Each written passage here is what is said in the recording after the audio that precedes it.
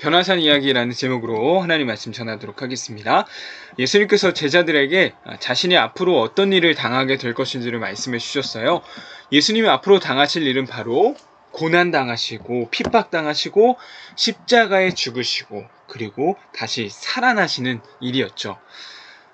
제자들이 이 예수님의 말씀을 들었을 때 어떤 반응이었을까요? 그러시겠구나 라고 했을까요? 아니겠죠.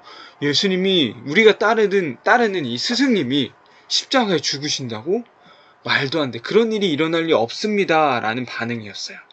하지만 진짜 예수님은 자신이 말씀하신 것처럼 그런 일들을 당하시게 되죠.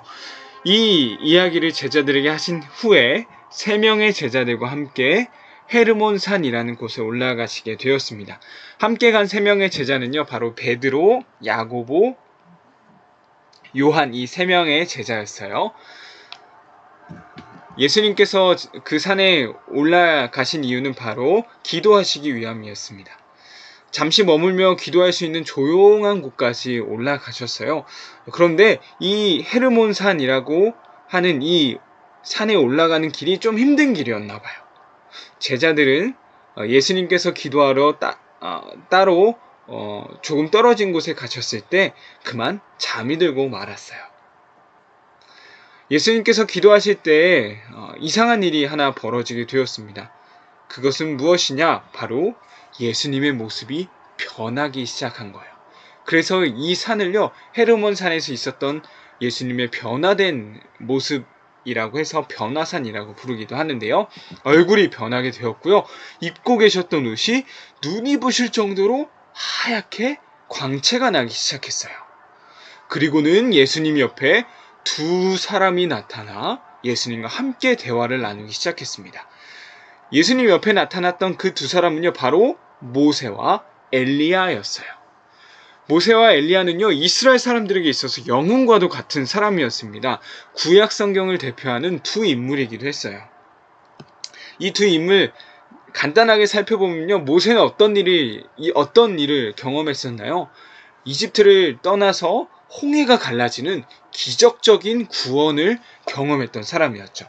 엘리야는 죽지도 않고 불병거를 타고 하늘로 올라간 선지자였습니다.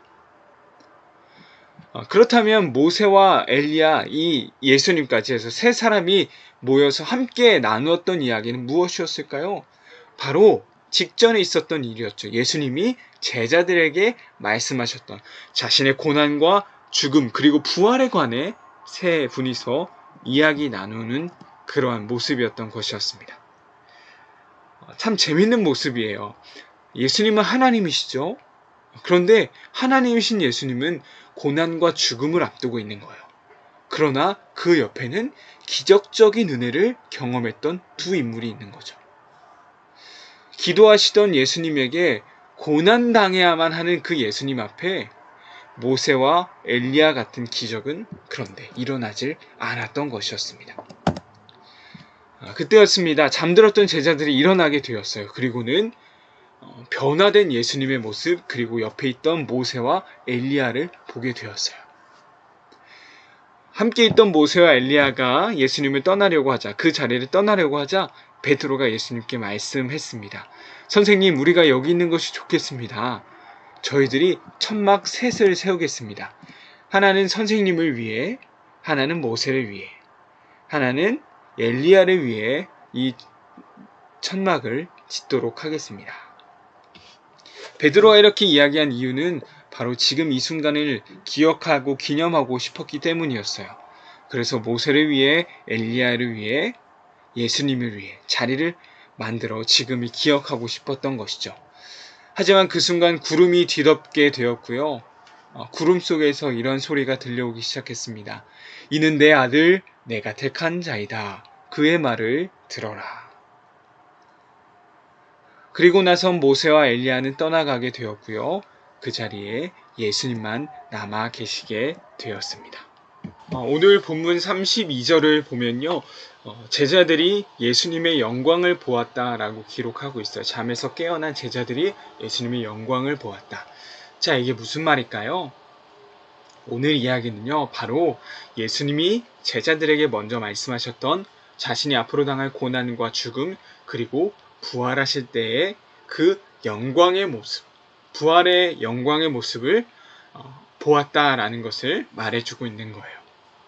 한마디로 고난과 죽음을 앞두신 예수님이 헤르몬 산에서, 변화산에서 죽으시고 부활하신 이후에 얻으실 영광을 미리 경험한 순간이 바로 지금 이 순간이다라는 사실이죠.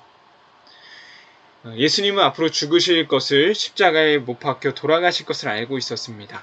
그리고 나서 산에 올라가 기도하셨어요. 그 기도하는 순간 부활하셔서 죽으신 이후에 다시 살아나셔서 얻으실 영광을 미리 경험하셨던 것이었어요.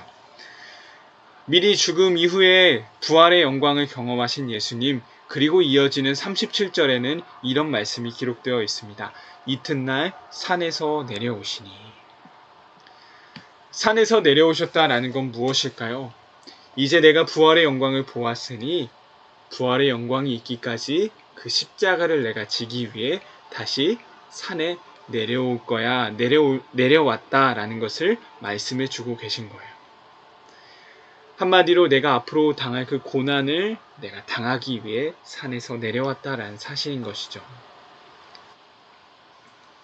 예수님은 헤르몬 산에서, 변화산에서 부활의 영광을 경험하셨습니다. 그때 제자들은 뭐하고 있었나요? 자고 있었죠.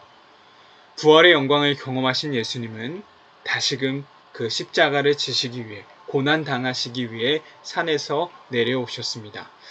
이 이야기가 우리에게 주고 있는 메시지는 바로 예수님은 반드시 자기가 해야 할 맡겨진 사명을 이루실 것이다 라는 것을 보여주고 계신 거예요. 부활의 영광을 맛봤지만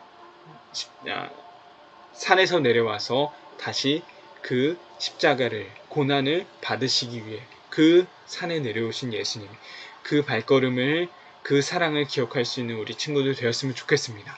우리를 사랑하셔서 구원하시기 위해 십자가에 죽으신 그 사랑이 바로 우리를 향하고, 우리 친구들을 향하고, 나를 향하고 있음을 기억하기 원해요. 우리가 어떠하든지, 우리가 마치 제자들처럼 자고 있을 때에도 예수님의 사랑은 변하지 않으셨어요. 오늘 그 사랑을 다시 한번 기억할 수 있었으면 좋겠습니다. 오늘 이야기를 기억하면서요, 오늘은 찬양을 통해서 오늘 말씀을 마무리할 수 있었으면 좋겠어요. 말씀 퀴즈보다는 이 찬양 한번 함께 부르는 게 더 우리에게 다가오지 않을까 싶습니다. 그 사랑 전도사님이 악보와 함께 올려놓을 거예요. 우리 말씀 듣고 이 찬양 함께 부르며 오늘의 말씀을 다시 한번 마음속에 새겨볼 수 있는 우리 유년부 친구들 되길 간절히 소망합니다.